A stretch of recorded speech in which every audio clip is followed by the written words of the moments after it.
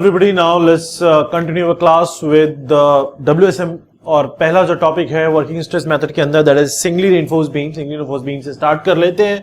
Singly reinforced beam वो beam होती है जो एक जगह पे रेनफोर्समेंट दिया गया होगा, या तो नीचे या ऊपर, डिपेंडिंग अपॉन कहां टेंशन आ रहा है। एक चीज ध्यान रखना है, जहां पे भी टेंशन आएगा कंक्रीट किसी काम की नहीं होगी। मतलब न्यूट्रल एक्सिस के उस पोर्शन में, जिस पोर्शन में आपने स्टील दिया होगा, वहां पे कंक्रीट का कोई यूज नहीं होगा, because steel you are providing in that particular area where tensile stresses are present and the tensile stresses will be taken care by the steel only. This is the assumption which we are considering under WSM, that the total tensile stresses will be handled by the steel only. Concrete will be of no use. Now कहां पे tension आ रहा है, कहां पे compression आ रहा है, for that you have to fix a neutral axis. तो it means that the depth of neutral axis is what we have to understand first कि न्यूट्रल एक्सिस की क्या डेप्थ होगी, because after that only we can decide कि किस जगह पे the tension is coming and किस जगह पे the compression is coming. Let's say that this is a beam and from a depth of let's say this is XA, this is the actual depth of neutral axis which the neutral axis is present. Neutral axis is present at a depth of XA from the top say. Fine. Now if you have a close look at this particular figure, then we can draw two different lines here. First is the line which is going straight horizontal like this from the center of this reinforcement. Another is line which is going straight from the base of this reinforcement. Base, just from the base of this reinforcement. Thoda sa. Another is the line which is going like this. एकदम base से। Fine, यहां पे there are two different points which you have to understand. Let's zoom it a little so that you can have a clear understanding. थोड़ा zoom कर लेते हैं। यहां पे कुछ बुक्स के अंदर they provide these values to be same, but actually these values are different. थोड़ा मार्क कर लेते हैं चीजें। अगर आप रेनफोर्समेंट के सेंटर से बॉटम तक का डिस्टेंस लिखते हो, this distance is known as effective cover. This is EC, effective cover. Effective cover is from the center of the reinforcement to the base. Similarly, there is another term which is known as clear cover. Clear cover is the distance which is from the base of the reinforcement to the base of the beam. This is clear cover. Effective cover and clear cover, these two are different actually. One is from the center of the reinforcement to the bottom and other is from the base of the reinforcement to the bottom. So always remember that whenever we will use in our question, it depends कि what exactly they are saying. अगर मुझे for example effective cover निकालना है, we can say effective cover is equal to the clear cover plus diameter of this reinforcement का आधा। Diameter is 5, तो 5/2 we have to add because this portion is clear cover plus half of this diameter we have to add to get the effective cover. तो अगर clear cover दिया हुआ है, effective cover निकाल लेना, because in question what we have to do is that we have to use effective cover only. Fine. Now if you have the value of effective cover, then the distance of this top of the beam to this point, which is the effective cover point, this distance is known as effective depth, which is represented by small d. ये small d से represent किया जाता है। Reinforcement के centre से beam के top तक का डिस्टेंस इफेक्टिव कवर का डिस्टेंस होता है। Let's say that this beaming having a cross section width of b, this is the width b of this cross section. Similarly, let's say that the total depth from this point to this point, this is the total depth of the beam. Let's say that this is capital D. ये capital D हो गया from top to bottom. This is capital D. Capital D is the total depth. It means that total depth का मतलब अगर आपको capital D लिखना, you can say this capital D is equal to small d plus the effective cover EC. Effective cover EC. This is small d plus the effective cover EC. This will be the total depth, full depth of the beam cross section. ऊपर से लेकर नीचे तक का जो total cross section का depth है. Fine. Neutral axis का depth XA है. Now we have to perform the analysis. Analysis के लिए one thing is clear, जो मैंने अभी आपको starting में भी बताया था कि in case of WSM there is a ratio which is known as the modular ratio, which is equal to 280 upon 3 sigma CBC. 280 upon 3 sigma CBC. This is the modular ratio which is being provided by our code IS 456. Indian Standard 456 का जो code है, इस code ने modular ratio को 280 upon 3 sigma CBC करके represent किया है। But what is this modular ratio, actually है क्या ये चीज? इसको हमने कंपोजिट बीम के केस में, अगर आपको याद हो तो मैंने आपको एक चीज समझाया था। In case of composite beam का मतलब होता है the beam which is made up of two different materials and they are composed together, it is known as composite beam. Now, in case of composite beam, how you are performing the analysis? कैसे analysis perform कर रहे थे? You have to convert it into a beam of equivalent section. Equivalent section में convert कर रहे थे, अगर आपको याद होगा। यहाँ पे भी whenever we perform the elastic analysis, because WSM is elastic analysis, जब भी आप इलास्टिक एनालिसिस करते हो एक चीज क्लियर है, इलास्टिक एनालिसिस में the assumption which we are considering, पहला अजम्पशन क्या होता है, plane section before bending will be equal to the plane section after bending. तो स्ट्रेन लीनियर होता है, स्ट्रेन डायग्राम लीनियर आता है, डब्ल्यूएसएम में स्ट्रेस वैसे लीनियर आता है। उसके बाद आप ये अजम्पशन मान के चलते हो कि material is homogeneous and linear elastic. Homogeneous का मतलब होता है कि यहाँ पे जो स्टील है और जो कंक्रीट है ये अलग अलग चीज है, ये बीम होमोजेनियस नहीं है क्योंकि स्टील और कंक्रीट दोनों साथ में लगा हुआ है, कंपोजिट है ये। तो you have to make it homogeneous. To make it homogeneous what you have to do is that either you have to convert the steel into concrete या फिर कंक्रीट इनटू स्टील, या तो स्टील हटा के उतनी ही रिस्पॉन्स जितनी ये steel दे रही है उसमें कंक्रीट डाल दो, या कंक्रीट हटा के जितना कंक्रीट रिस्पॉन्स दे रहा है उतना स्टील डाल दो। बट ये बीम को अगर ध्यान से देखो, कंक्रीट ज्यादा है, स्टील कम है, तो it's better to remove the steel and add concrete in place of this particular steel. अब एक चीज बताओ, स्टील का जो यंग्स मॉडुलस होता है, स्टील का जो यंग्स मॉडुलस होता है वो मान लो ES है, वो कंक्रीट के यंग्स मॉडुलस से बहुत ज्यादा होता है स्टील का यंग्स मॉडुलस।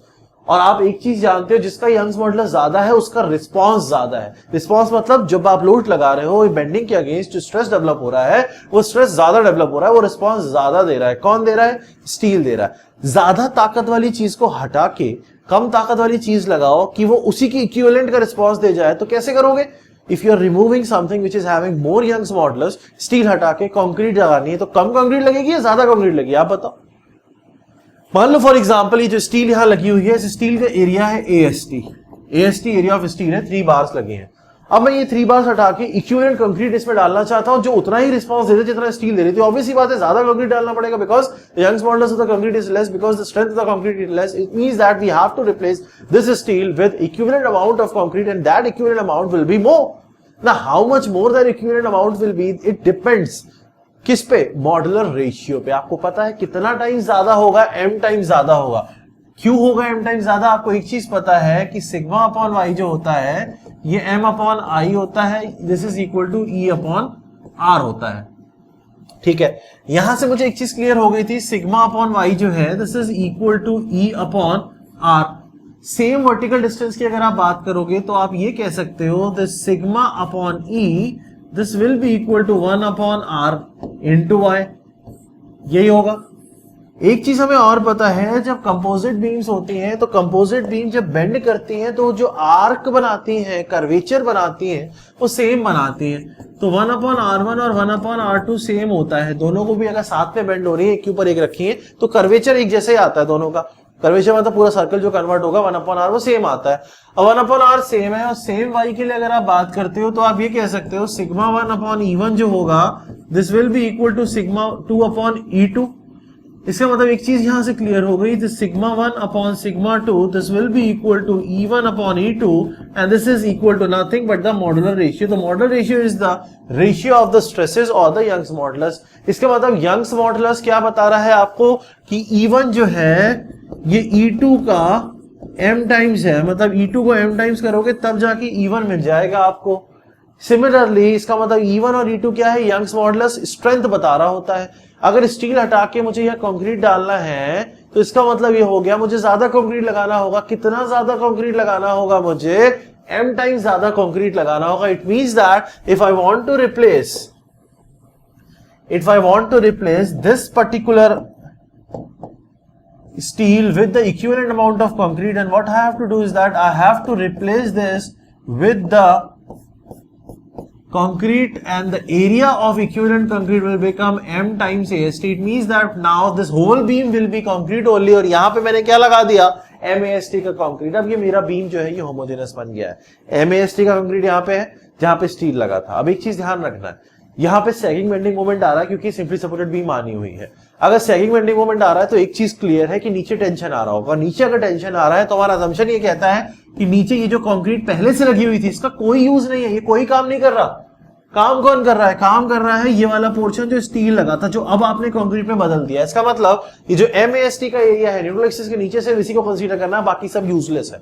ये चीज ध्यान रखना, WSM के अंदर हमेशा न्यूट्रल एक्सिस के नीचे की कंक्रीट यूजलेस होती है, सिर्फ स्टील वाला जो पोर्शन होता है उसी को यूज किया जाता है, बाकी मान लो है ही नहीं, एग्जिस्ट ही नहीं कर रहा है। फाइन, एक चीज यहां पे और समझ में आ गई है कि अगर न्यूट्रल एक्सिस की टॉप से डेप्थ XA है तो यहां से इस पोर्शन से अगर मैं डेप्थ लिखूंगा इसकी, ये वाले पोर्शन से सेंटर तक के इस रेनफोर्समेंट की, तो मैं ये कह सकता हूं this will B D minus x A. Small D मतलब इफेक्टिव डेप्थ माइनस एक्स ए, ये डी माइनस एक्स ए पे होगा, बिल्कुल होगा।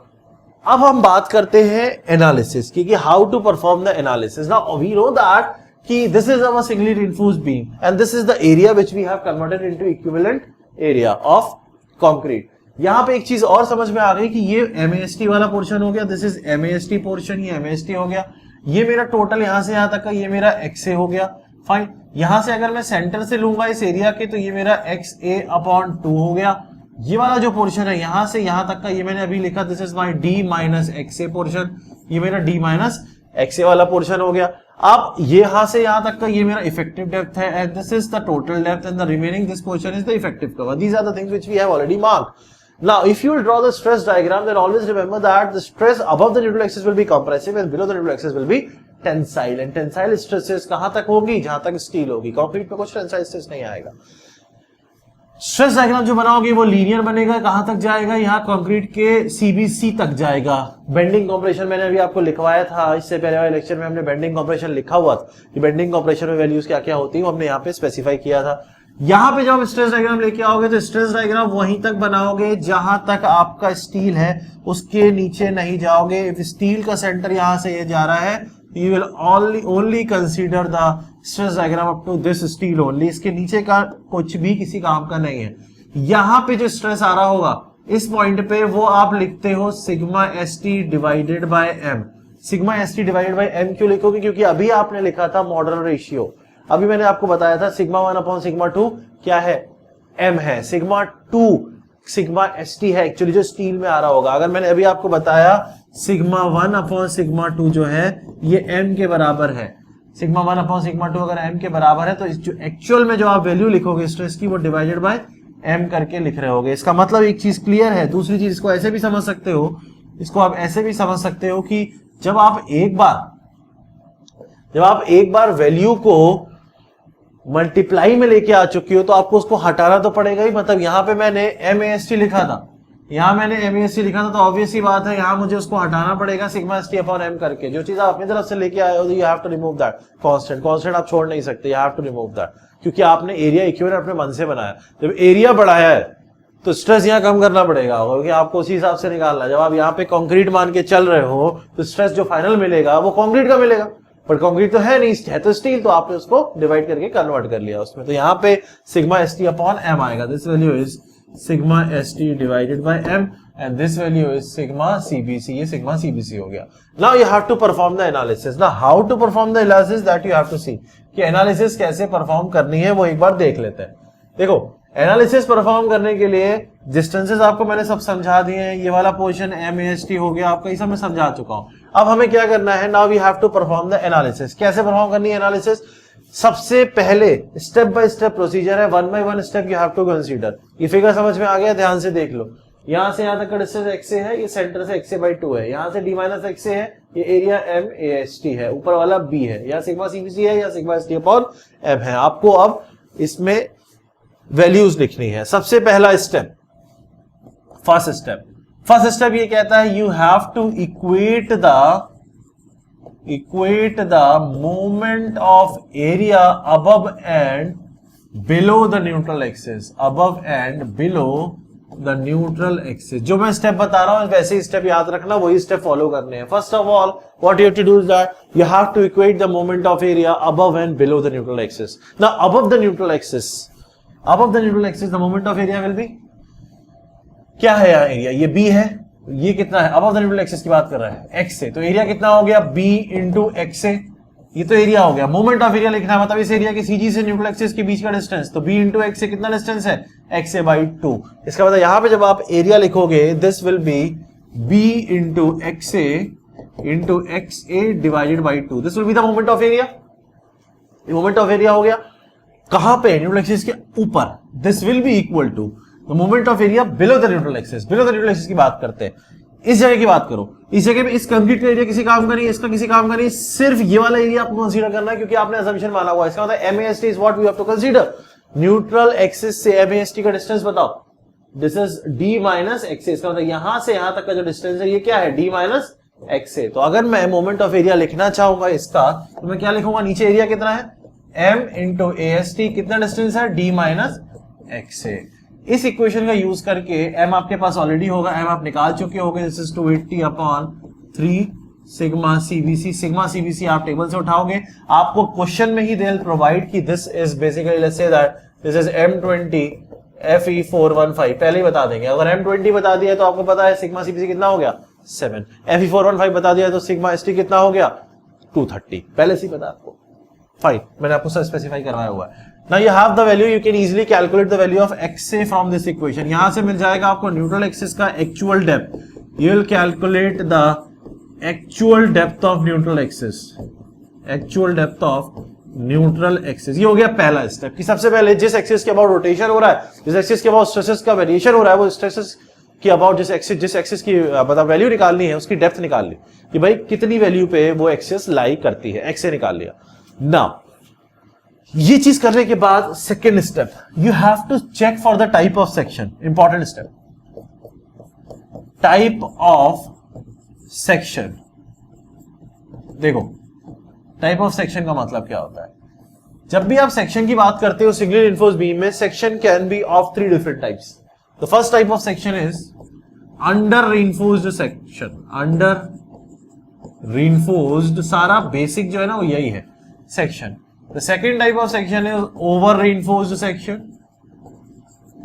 This is over reinforced section. And the third type of section is balanced section which is practically non-existing, balanced section, this is the third type of section, balanced section। ये 3 type के section होते हैं।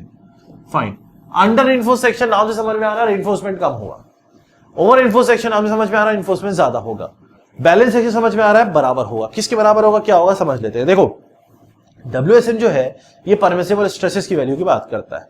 ये कहता है कि structure तब fail होगा, बीम तब फेल होगी जब इसकी स्ट्रेसेस अपनी परमिसिबल वैल्यू को एक्सीड कर जाएंगे ना, यही बोलता है परमिसिबल वैल्यू को एक्सीड कर जाएंगे, स्ट्रक्चर फेल हो जाएगा, ये अपनी वैल्यू को अटेन कर लेंगे।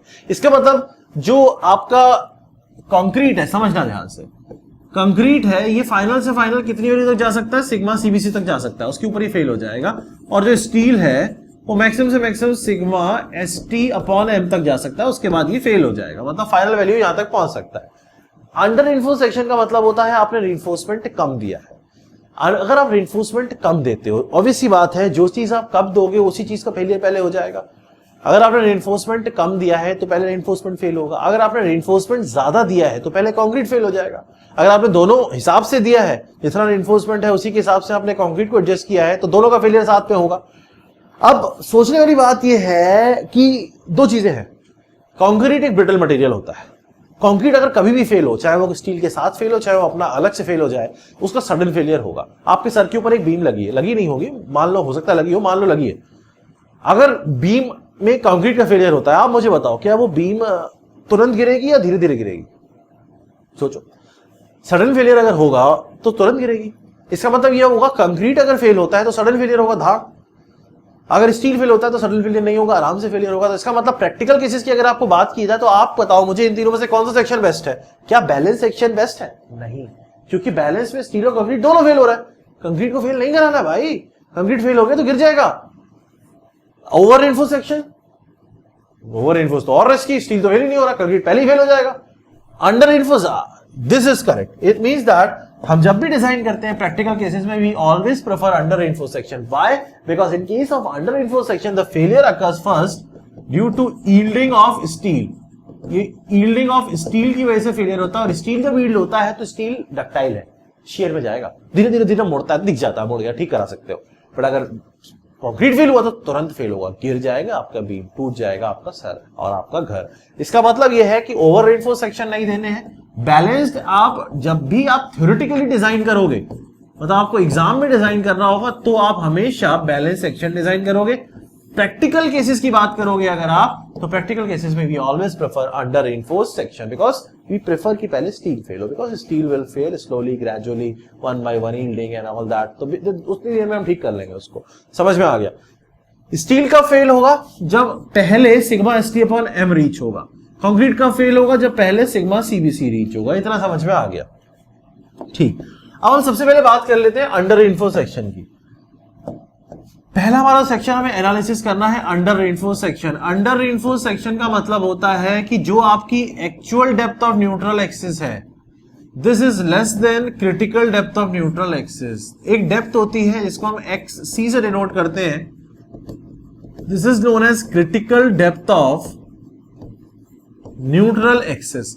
Now what is this critical depth of neutral axis? Critical depth of neutral axis is that depth of neutral axis at which both the concrete and steel will fail together. It means that this is the neutral axis for the balance section. It means that at this particular depth, both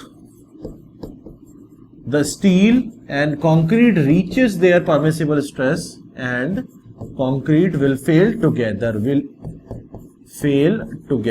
साथ में fail होगा। Balance section की जो neutral axis होती है उसको हम critical depth of neutral axis बोलते हैं। आपने एक्चुअल डेप्थ कैलकुलेट कर ली है। IS 456 कहता है कि जो क्रिटिकल डेप्थ होती है this is equal to small K into the effective depth D, small K into D, where K is equal to k is a constant which is equal to m into sigma CBC upon m into sigma CBC plus sigma ST। इसका मतलब ये है, सबसे पहले sigma CBC value आपके पास है, sigma ST आपके पास है, आपको पता है, मैंने बता दिया था, अभी टेबल बनाए थे। एम आप निकाल चुके हो, के निकालोगे, के को इफेक्टिव डेप्थ से मल्टीप्लाई करोगे, आपको वैल्यू मिल जाएगी एक्स सी की। एक्स ए आप ऑलरेडी निकाल चुके हो, एक्स सी आपने निकाल लिया है, क्रिटिकल डेप्थ आपने निकाल लिया, और आपको पता लगा कि जो एक्स ए है आपका वो एक्स सी से छोटा है। एक्स ए जो है एक्स सी से छोटा है, न्यूट्रल एक्सिस जो है वो ऊपर चली गई है। अब न्यूट्रल एक्सिस ऊपर चली गई तो सेक्शन बन गया मेरा अंडर रेनफोर्स। बना लेते हैं अंडर रेनफोर्स सेक्शन, फिर बात करते हैं, ऐसे नहीं। मान लो फॉर एग्जांपल ये मेरा क्रॉस सेक्शन है, this is our cross section and this is the neutral axis which is actually the critical neutral axis. Let's say that this is the critical neutral axis. अभी हम actual plot करेंगे। यहाँ पे कहीं हमारा मान लो for example आपका जो रेनफोर्समेंट था वो लगा होगा, यहाँ पे कहीं टेढ़ा तो नहीं हो गया, थोड़ा सा टेढ़ा है, एक्चुअली पास से इतना दिखता नहीं है, दूर से क्लियर दिखता है, फाइन, जो भी है अब मान लो इसको यही है।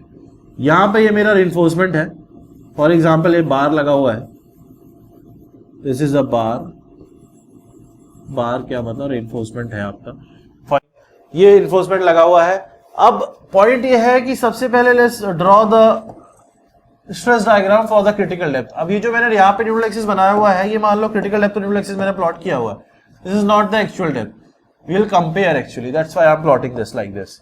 ये मेरा एक्स सी है, फाइन। अगर मेरा बैलेंस सेक्शन होता तो मेरा स्टील और कंक्रीट जो है वो दोनों साथ में फेल होता, इतना मैं जानता हूं। यहाँ पे मेरा कंक्रीट सिग्मा सीबीसी पे जाता और उतनी देर में मेरा जो स्टील है वो भी सिग्मा एसटी अपॉन एम पे पहुंच जाता, ऐसा कुछ केस बन जाता। बट ऐसा हो नहीं रहा, एक्चुअली हो कुछ और रहा है। तो क्या हो रहा है वो बनाने से पहले जो हो नहीं रहा वो बना लेते हैं।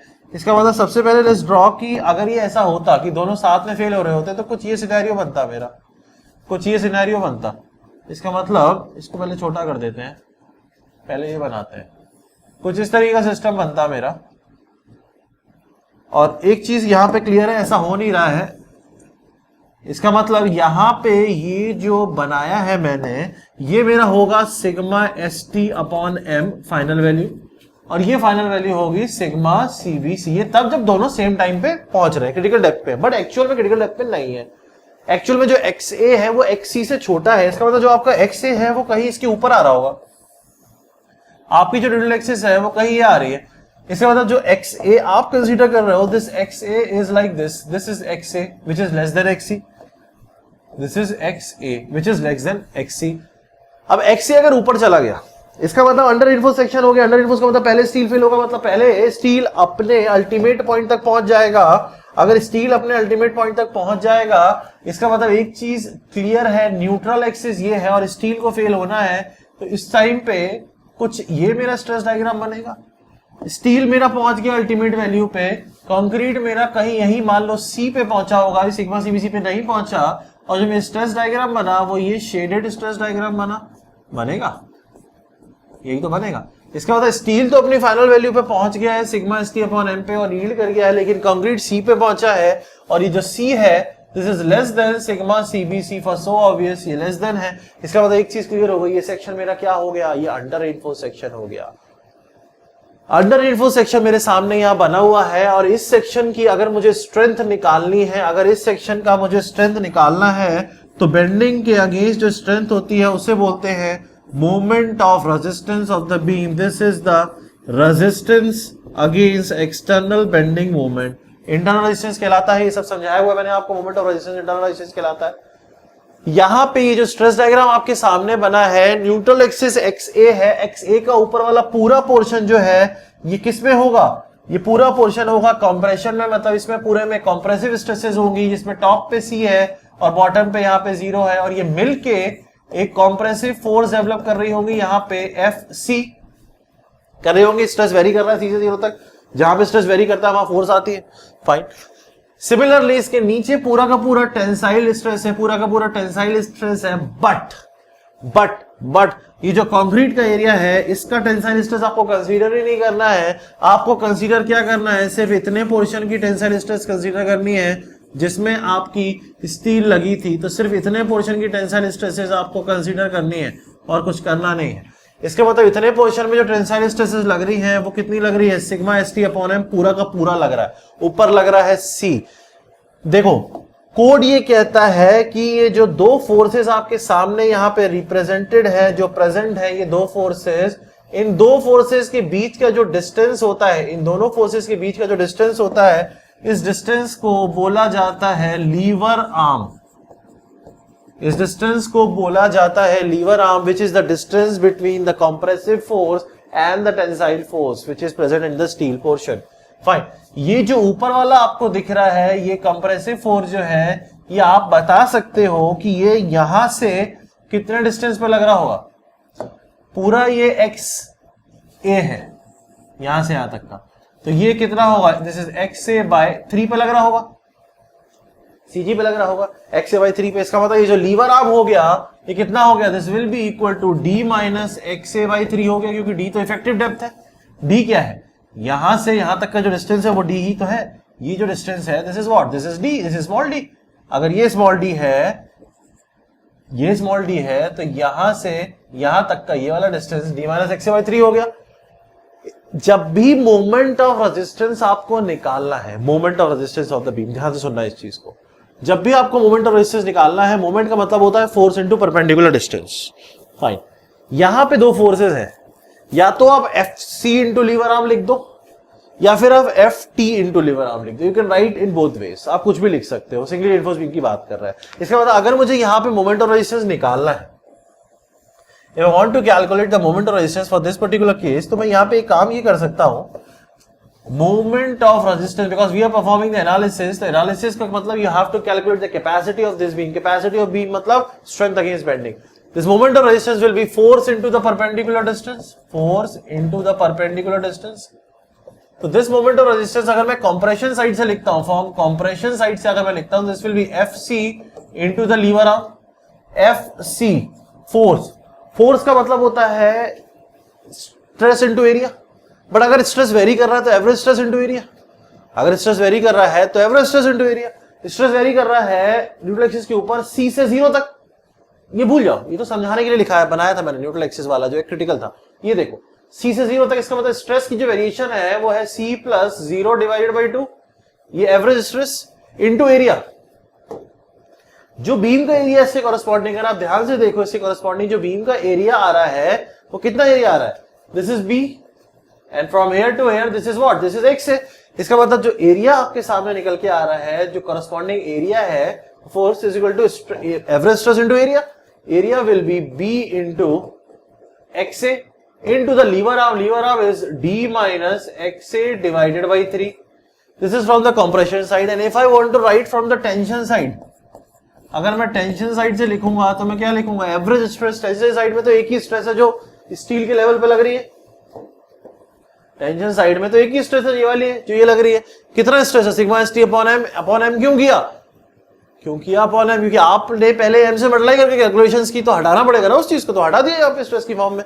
इसके बाद यहाँ पे अगर मैं टेंशन साइड से लिखूंगा तो लिखूंगा मैं average stress sigma ST upon m ही होगा, एरिया कुछ है नहीं, पतला से एरिया कुछ उसमें कंसिडरेशन में नहीं लिया जाएगा, इनटू एरिया, कितना एरिया है m इंटू AST आ गया ना समझ में, अब M अपने आप हट जाएगा, इसलिए कांस्टेंट जब भी लाओगे अपनी तरफ से हटाना पड़ेगा। Into the lever arm, lever arm will remain same, lever arm कितना रहेगा, lever arm will be D minus XA by 3, तो this will be sigma ST into AST into D minus XA by 3। कौन सा section था आपका, under reinforced section था। अब आप मुझे एक चीज बताओ, इस क्वेश्चन में जो ये अंडर रेनफोर्स सेक्शन का क्वेश्चन है, आपको कैलकुलेशन मोमेंट और रेजिस्टेंस की कंप्रेशन साइड से निकालना इजी है या टेंशन साइड से? आपको गिवन क्या होगा, आपको कंक्रीट गिवन है M20 और आपको सिग्मा CBC गिवन है 7 न्यूटन पर mm स्क्वायर, और आपको Fe415 गिवन है, मतलब आपको सिग्मा ST गिवन है 230 न्यूटन पर mm स्क्वायर। अब आप मुझे बताओ, देखो यहां पे सिग्मा ST मेरे पास है, AST मुझे दिया होगा, D है, X से मैं निकाल चुका हूं, इट मींस यहां से मैं डायरेक्ट निकाल सकता हूं मोमेंट और रेजिस्टेंस, यहां से नहीं निकाल सकता क्योंकि यहां पे C आ रहा है जो C सिग्मा CBC से कम है। इट मींस दैट अगर मुझे ये वाला फॉर्मूला लगाना है तो first of all I have to calculate the value of C, तभी लगा सकता हूं। अगर मैं C निकाल के मान लो अगर लगाना भी चाहूं अपनी कैलकुलेशन बढ़ा के, तो कैसे लगाऊंगा, तो in that particular case I have to apply similar triangle. Similar triangle कैसे, C upon XA, this is equal to sigma ST upon M divided by D minus XA। तो सबसे पहले यहां से C निकालोगे, उसके बाद इसको उस फॉर्मूले पुट करोगे, तब आंसर आएगा। अदरवाइज अगर under reinforced section is better to use the formula from the tension side. I hope that I have made my point clear. This is for the under reinforced section. Now let's consider one more example of over reinforced section. Over reinforced section की अगर हम बात करेंगे, again over reinforced section के लिए लिख लेते हैं, the second is over reinforced section. Over reinforced section. Over reinforced section है तो एक चीज क्लियर है, जो एक्चुअल डेप्थ आएगा this will be greater than the critical depth. Critical depth KD से ही निकलेगा, एक्चुअल डेप्थ आपने मोमेंट ऑफ एरिया इक्वेट करके निकाला हुआ है, क्रिटिकल डेप्थ आपका K इंटू D करके निकलेगा। इसका मतलब K का मतलब आपको मैंने बता ही दिया है, M into sigma C upon M sigma CBC plus sigma ST constant है, M भी आपको पता है, ठीक है। ओवर रeinforced सेक्शन के लिए सबसे पहले again let's draw the section which is the balance section so that we can easily differentiate. Let's say that this is the stress diagram for the balance section. ये बैलेंस सेक्शन का stress diagram है, इसमें ये balance section का मेरा neutral axis था, ये मेरा बैलेंस सेक्शन का न्यूट्रल एक्सिस जिसको मैंने XC माना हुआ है, फाइन, दिस इज XC, ठीक है। अभी आपको क्या है, आपका XA XC से ज्यादा है, इसका मतलब this XA will be somewhat here, कुछ यहां आ रहा होगा, it means that this distance will be now XA, ज्यादा हो गया, ओवर रeinforced सेक्शन है ना, दिस इज XA, ठीक है। Now you have to calculate the moment of resistance। अब आप ध्यान से देखो यहाँ पे XA आपके पास है और आपको पता है ओवर reinforced सेक्शन रिफ्लेक्शन नीचे चली गई है, ओवर reinforced सेक्शन में पहले कौन फेल होगा, कंक्रीट, रेनफोर्समेंट ज्यादा है, ओवर हो गया ना, वो थोड़ी फेल हो जाएगा, कंक्रीट फेल होगा, मतलब कंक्रीट अपने यील्ड पॉइंट पे पहुंच जाएगा, यील्ड पॉइंट हो गया, लेकिन स्टील अपने यील्ड पॉइंट पे नहीं पहुंचा होगा, स्टील का स्ट्रेस डायग्राम छोटा होगा, मतलब अभी जो आपका स्ट्रेस डायग्राम बनेगा this will be your stress diagram, this will be your stress diagram. आप इस स्ट्रेस डायग्राम को मुझे देख के बताओ, इस पॉइंट पे स्ट्रेस कितना था, सिग्मा ST अपॉन M, यहां तक पहुंचा है, कितने पे आया होगा, ये T अपॉन M, T कोई और वैल्यू है जो सिग्मा ST से ऑब्वियसली बात है बहुत कम है, यहां तक पहुंचा है, कितनी वैल्यू है, सिग्मा CBC, पूरी वैल्यू अटेन कर ली है। अगर इसके लिए मुझे मोमेंट और रेजिस्टेंस निकालना है तो आप मुझे बताओ, ऊपर से निकालना इजी है नीचे से, ऑब्वियसली बात है ऊपर से निकालना इजी, क्योंकि नीचे वाली वैल्यू फिर मुझे सिमिलर ट्रायंगल बना के निकालना पड़ेगा। It means that now if I want to write the moment of resistance, what I have to do is that there will be a compressive force which will be acting here, this will be FC at a distance of, this is XA by 3 पे, ये लग रहा होगा, और यहां से यहां तक का जो डिस्टेंस होगा this is D minus XA by 3 which is your lever arm. Force will be area into average stress. Now what is the average stress? Average stress is sigma CBC plus 0 divided by 2. Area will be B into XA into the lever arm is D minus XA by 3. This will be your moment of resistance. Sigma CBC value you already have, you can calculate. This is over reinforced beam, which is practically not allowed. But because we are just learning the process, so we will calculate the values. But practically these are not allowed. तो over reinforced का case हो गया, समझ में आ गया होगा। The last case is balanced section. Now let's talk about balanced section. What is balanced section? Balanced section. As I have already told you, balanced section means both the steel and the concrete will be reaching their final value at the same time. That is, the neutral axis will be critical depth of neutral axis. Now, in case of balanced section, this XA will be equal to XC. These will be equal to K into D. This will be the value. XA is equal to XC. This will be equal to KD. It means that you can calculate the moment of resistance on either of the side. Whatever side you want, you can calculate. And the moment of resistance value, if you will calculate, say from the top side, this will be moment of resistance is equal to area. Area will be B into XC, ये XA लिख लो, into average stress. Average stress will be sigma CVC plus 0 divided by 2 into bracket में lever arm D minus XA by 3. This is D minus XA by 3. Now you can replace XA by XC. This will be B into XC into sigma CBC divided by 2 bracket D minus XC by 3. The XC को you can replace it with KD. This will be into K is the constant, D is effective depth into sigma CBC divided by 2 D minus K into D divided by 3. D minus KD by 3. This will be your moment of resistance. This will be your moment of resistance. अब आप इसको और simplify कर लो. Let's write it like this. This is equal to this is sigma half sigma CBC into, देखो K को ऐसे लिख दो, K को ऐसे लिख दो, half sigma CBC into K. This is half sigma CBC और ये K हटा दिया, यहां से D कॉमन ले लो तो ब्रैकेट में आएगा 1 minus K by 3 into B D square. लिख सकते हैं ऐसे. इसी को थोड़ा सा सिंप्लीफाई अगर आप करते हो तो इसको ऐसे लिखा जाता है हाफ इंटू सिग्मा CBC को C लिख देता हूं, इसको K लिख देता हूं, इसको J लिख देता हूं इंटू बी डी स्क्वायर. ये हमारा हाफ सी के जी इंटू बी डी स्क्वायर आ गया. ये क्या आ गया? मेरा मोमेंट ऑफ रेजिस्टेंस. किसके लिए? बैलेंस्ड सेक्शन के लिए, बैलेंस सेक्शन के लिए. तो इसको कभी कभी शॉर्ट फॉर्म में ऐसे भी लिखा जाता है, moment of resistance for balance section. This is equal to Q into B D square. This is equal to Q into B D square where Q is equal to where this Q is equal to half into C into J into K, where K is, तो आपको पता ही है K की value आपको पता है. K का क्या होता है? M into sigma CBC upon M sigma CBC plus sigma ST. और आपका J कितना है? J is equal to 1 minus K by 3. So you have all the values. You can just use this value to calculate the balance moment of resistance directly. So if in exam they are asking you to calculate the balance moment of resistance, you just have to use this formula. M balance is QBD square. Q is half CJK. C आपको पता होगा. C की जगह क्या लगाओगे? Sigma CBC. वो आप M20, M25 जो भी दिया उसके according you can correlate from the table. Put करोगे, you'll get your balance moment of resistance. इसको हम डिजाइन में भी यूज करेंगे. Q is a constant. Clear. तो हमने यहाँ पे सिंगली बीम का एनालिसिस समझ लिया जिसमें we have calculate the moment of resistance, we have understood the type of sections. Type of section समझ में आ गया है. हमें ये भी समझ में आ गया कि किस किस तरीके से हम कैलकुलेशंस करते हैं, स्ट्रेस डायग्राम कैसे बनाते हैं. WSM का सिंपल सा फंडा है, लीनियर स्ट्रेस डायग्राम बनाना है, मोमेंट ऑफ एरिया इक्वेट करना है, एक्चुअल डेप्थ निकालना है, एक्चुअल डेप्थ को क्रिटिकल डेप्थ से कंपेयर करके चेक करना है कि सेक्शन कैसा है. अंडर है तो स्टील फेल होगा, वो होना चाहिए, सबसे अच्छी बात होती है. नहीं है, ओवर रेनफोर्स है तो पहले कंक्रीट फेल होगा, सडन फेलियर होगा, ब्रिटल फेलियर होगा, स्टील का यील्डिंग फेलियर होगा, डक्टाइल फेलियर होगा. और अगर दोनों साथ में फेल होते हैं जो प्रैक्टिकली पॉसिबल नहीं है तो उस केस में उसको बैलेंस सेक्शन बोला जाएगा. न्यूट्रल एक्सिस को क्या बोला जाएगा? Critical depth. और neutral axis moment of resistance क्या होगा?